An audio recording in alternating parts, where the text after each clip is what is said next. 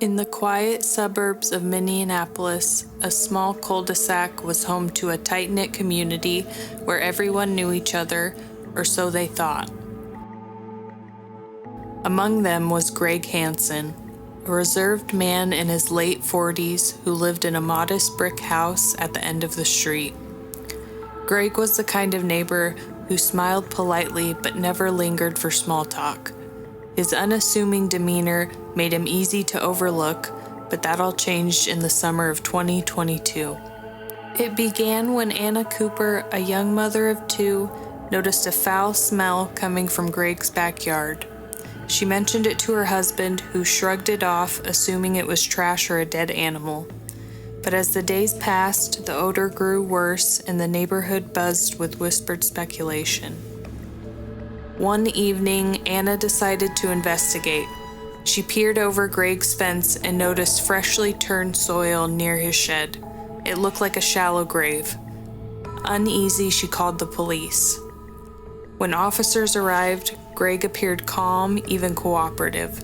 He allowed them to search his property, claiming the smell was from a compost pile he'd neglected. But as they dug into the patch of disturbed soil, they unearthed something far more sinister: the remains of a missing woman named Karen Blake. Karen had vanished 3 months earlier after leaving a local coffee shop. Her disappearance had puzzled detectives who had no leads and no suspects until now. Greg was arrested immediately.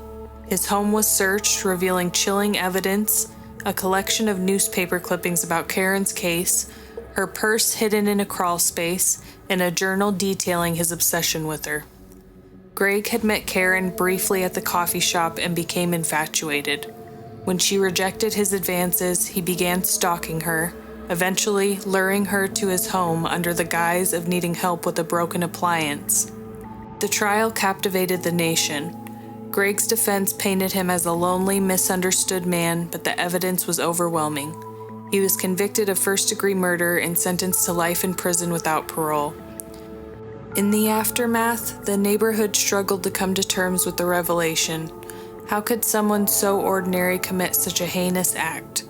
Greg Hansen had been the quiet neighbor, the one who never drew attention, but behind closed doors, he harbored dark and dangerous impulses. To this day, the house at the end of the street remains vacant, a chilling reminder that evil can hide in plain sight.